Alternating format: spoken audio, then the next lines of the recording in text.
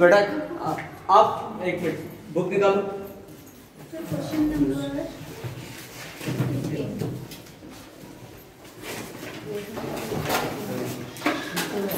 15 के पहले कुछ और फॉर्मूले जो आपको करना है। सबसे पहला फॉर्मूला और ये करो, stock turnover ratio.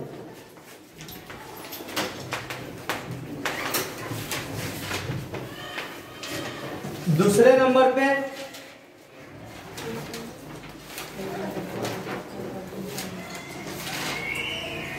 Working capital turnover ratio.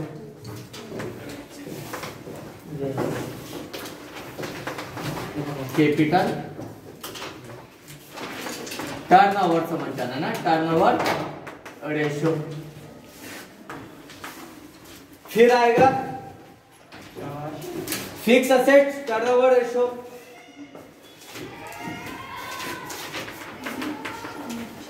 Fix assets turnover ratio.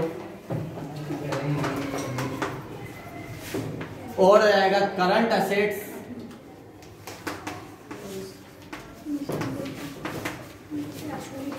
Turnover ratio.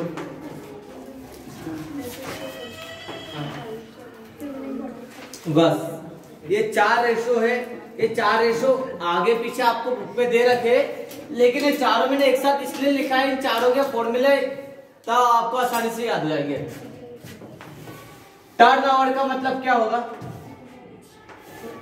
11th में करवाया पढ़ा रहा turnover income, total sales. Total sales बोलते थे total revenue in a particular period. एक निश्चित अवधि में आपने कुल कितने का सामान बेचा है, इसको हम टोटल सेल्स कहते थे। यहाँ पे सेल्स को ना लेते हुए हमें किसको लेना पड़ेगा? कॉस्ट ऑफ गुड्स सोल्ड को। तो सबसे पहले आ गया stock turnover ratio, debtors turnover. Turnover in सब में कॉमन है, तो जो टर्नओवर है जो बाद में दिया है सबको ऊपर लेना है। कॉस्ट ऑफ गुड्स सोल्ड, यहां पे भी लेंगे cost of goods sold, cost of goods sold, और यहां पर भी आएगा कॉस्ट ऑफ गुड्स सोल्ड। मतलब इस चारों फॉर्मूले में कॉस्ट ऑफ गुड्स सोल्ड ऊपर कॉमनली है। इसके नीचे क्या आ गया? स्टॉक। तो यहां पर हम बता सकते हैं average stock. Stock turnover cost of goods sold upon में average stock. Working capital cost of goods sold upon में वर्किंग कैपिटल।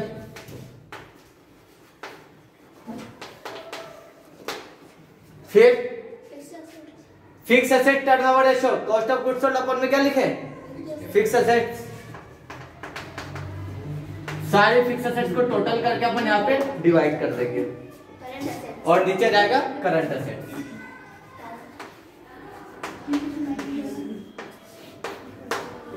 तो ये 4 फॉर्मूले एकदम इजी है, बस इतना ध्यान रखना सर। टर्नओवर तो ऊपर है कॉस्ट ऑफ गुड्स सोल्ड के नाम पे, नीचे इन सब का नाम average stock, working capital, fix assets और करंट असेट्स। अब 2 चीज यहां पर दे दी है। सबसे पहला एवरेज स्टॉक। एवरेज स्टॉक कैसे निकालते हैं?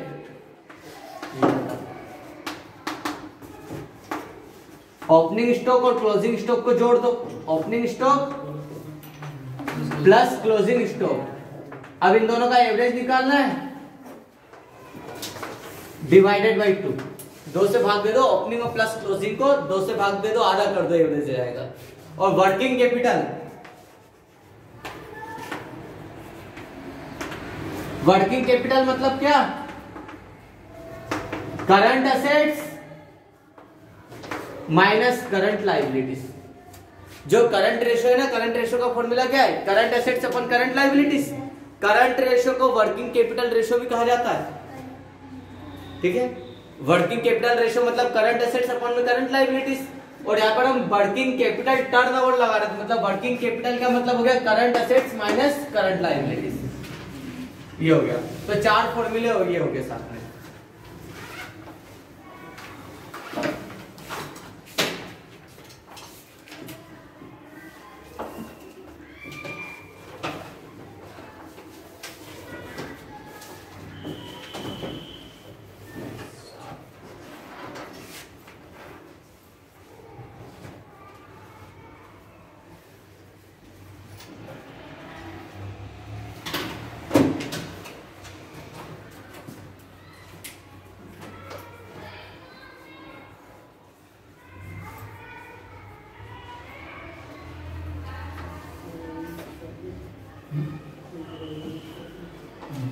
और कॉस्ट ऑफ गुड्स सोल्ड का फॉर्मूला भी पता होगा ना आपको?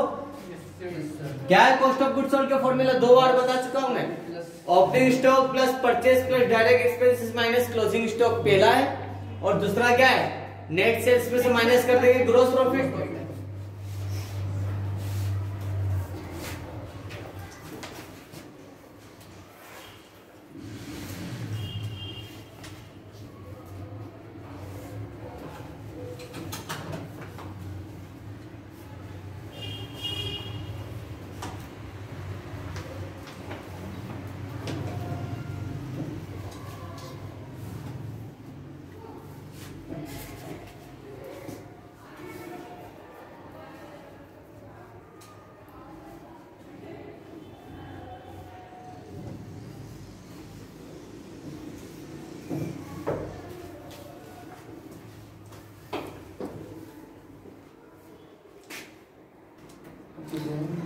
क्वेश्चन नंबर 16, 15 मत करो, 15 छोड़ दो। प्रोप्राइटरी रेशो है, सिंपल है, प्रोप्राइटरी फाइंड करना, अपन में टोटल असेट्स कर देना, आ जाएगा, लेकिन आता बहुत कम है। क्वेश्चन नंबर 16, थोड़ा बहुत क्या अभी तक तो एक भी बार नहीं आया। अभी आपने बोला थोड़ा सर आगे आ सकता है। ब्लर हो रहा है।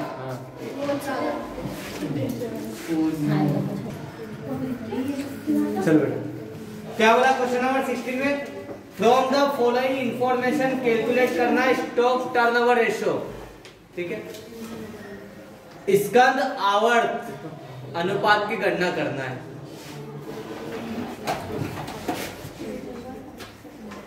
हेडिंग आएगी calculation of stock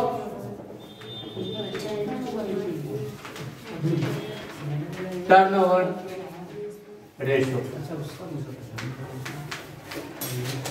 page number कितना है इसका? 579 579 है। इंग्लिश मीडियम है और हिंदी मीडियम में 661 थे।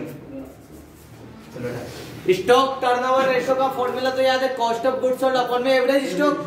तो सबसे पहले हमें निकालना पड़ेगा कॉस्ट ऑफ गुड्स सोल्ड।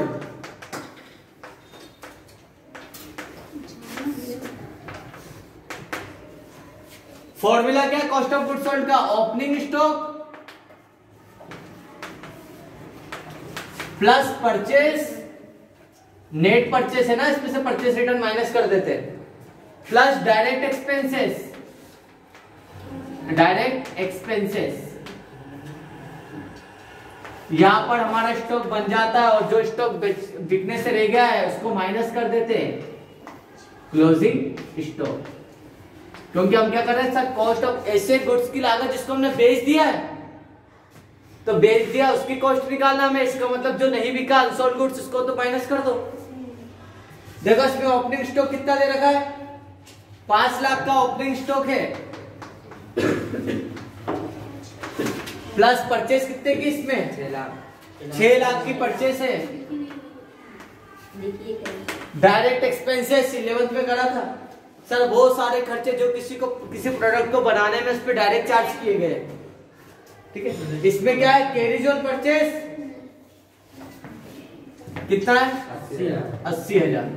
ये इतने में हमारा स्टॉक बनकर तैयार हो गया था। इसमें से माइनस कर देते क्लोजिंग स्टॉक को, कितना है? 2,80,000। टोटल देख लो इसका 11,80,000 माइनस कर दो 2,80,000, तो हमारा कॉस्ट ऑफ गुड्स सोल्ड कितना हो गया? 9 लाख। ये तो हो गया पहला 9 लाख। सेकेंड नंबर पे हमें क्या निकालना है? Average debtors, sorry average stock.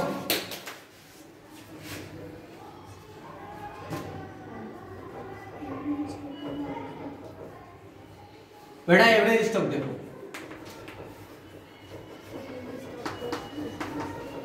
Average का मतलब ही जितने दे दिया उस नंबर से डिवाइड कर दो। यहाँ पे 2 ही है, opening stock plus closing stock plus closing stock divided by 2। ठीक है, देख लो ओपनिंग स्टॉक कितना है इसमें 5 लाख, और 2 लाख क्लोजिंग स्टॉक है 2,80,000 डिवाइडेड बाई 2, जोड़ लो 7,80,000 में 2 का भाग दे दो, 2 तिया 6 बचा 1, 2 9 18, 3,90,000 का एवरेज स्टॉक हुआ है। दोनों मिल गए आपको, फॉर्मूला लगा लो, stock turn over ratio is equal to cost of goods sold upon में एवरेज स्टॉक। इसलिए 4 नंबर का दिया जाता question. Cost of goods sold कितना है इसमें 9 लाख रुपए, और एवरेज स्टॉक कितना है 3,90,000। 4 जीरो से तो 4 जीरो ये कट गया, अब क्या बचा 90/39, 3 से कट जाएगा। अच्छा 3 से कट रहा है, 3 एकम 3, 3 या 9, 30, मतलब 39 का टेबल दे रहा था। अब इसको 13 से काट लो,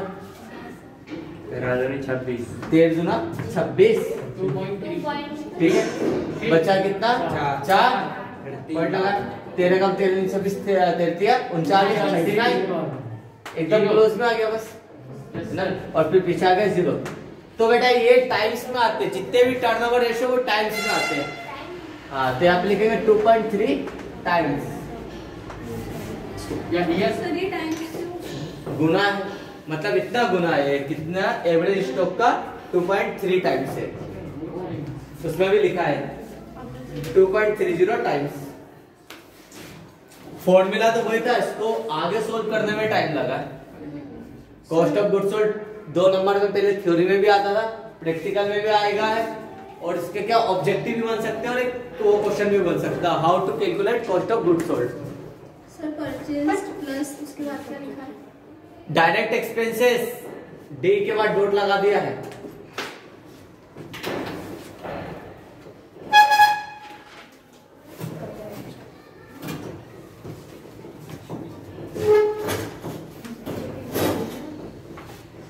इस चैप्टर में समस्या यही है, इसमें सभी इंपॉर्टेंट लगते हैं।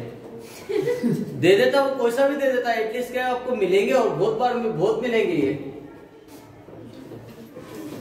करंट रेशियो दे देता, liquid ratio, debt equity ratio दिया है, ये वाला दिया है स्टॉक टर्नओवर। फॉर्मूले पे बेस है नहीं इसीलिए। हाँ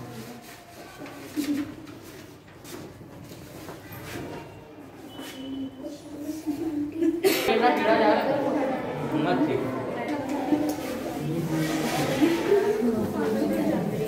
अगला क्वेश्चन है क्वेश्चन नंबर 17। क्या कहा उसने? कैलकुलेट करना डेटर्स टर्नओवर रेशियो। यहां पर भी टर्नओवर आ गया।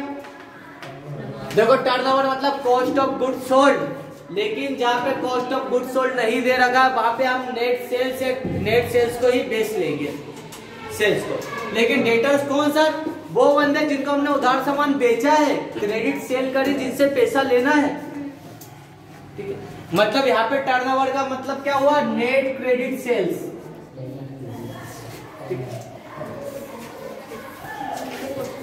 फॉर्मूला 2 चीज पे बेस रहेगा। सबसे पहला लेंगे हम नेट क्रेडिट सेल्स, मतलब टोटल हमने कितना उधार बेचा है, सेल करा है। देखो इसमें टोटल सेल्स के क्रेडिट सेल्स कितनी दी है? 16 लाख रुपए का तो हमने बेचा था। इसमें से 1 लाख की सेल्स रिटर्न आ गई। इसका मतलब नेट क्रेडिट सेल्स हमने करीब 15 लाख रुपए का सामान टोटल उधार बेचा है। और दूसरे में हमें लेना डेटर्स, तो डेटर्स में लेंगे हम average debtors.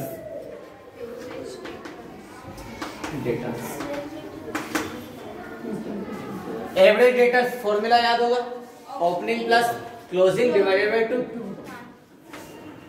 Opening debtors plus closing debtors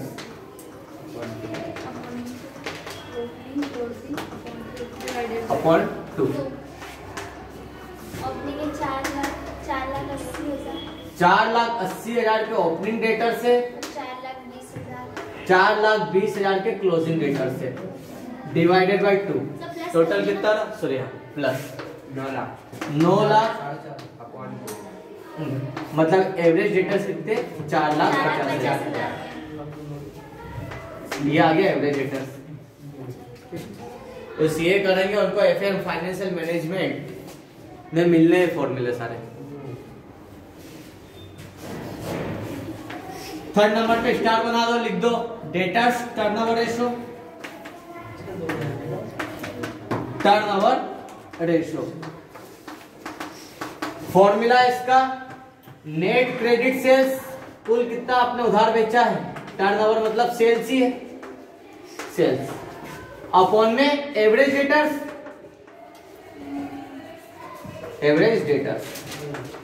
वैसे अगर कोई बिल्स रिसीवेबल्स दिया हो तो उसको भी अपन यहाँ पे जोड़ देते हैं लेकिन इसमें नहीं दे रखा इसलिए आप एवरेज डेटर्स लो। नेट क्रेडिट सेल्स कितनी है 9 लाख रुपए की 9 लाख में 15 लाख की हाँ गया 15 लाख की तो ये और एवरेज डेटर्स कितना है 4,50,000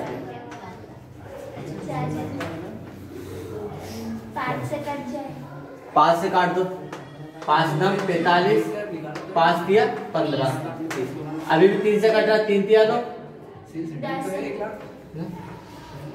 10 ठीक अब और किससे कट रहा है 9 से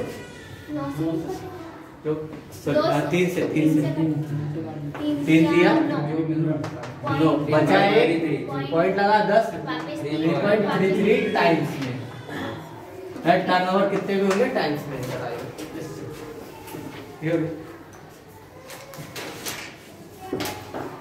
बस ध्यान रखना डेटर्स टर्नओवर मतलब डेटर्स को जिनसे उधार सेल करते हैं जिनको मतलब नेट क्रेडिट सेल्स ऊपर लेना है और नीचे लेना है average debtors average stock average debtors average creditors ये तो करना पड़ेगा। टर्नओवर मतलब ऊपर आएगा या तो नेट सेल्स रहेगा या कॉस्ट ऑफ गुड्स सोल्ड रहेगा।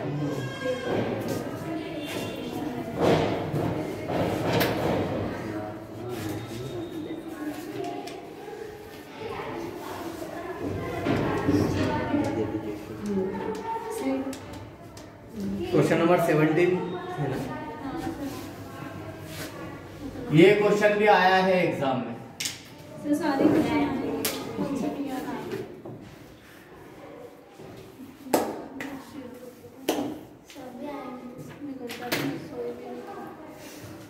इस बेटा 21 तक तो आया है क्वेश्चन में एग्जाम में एग्जाम पॉइंट ऑफ व्यू से देखा जाए तो आए 21 तक मिलेंगे आपको फिर इसके बाद 21 के बाद मिलेंगे आपको 24 से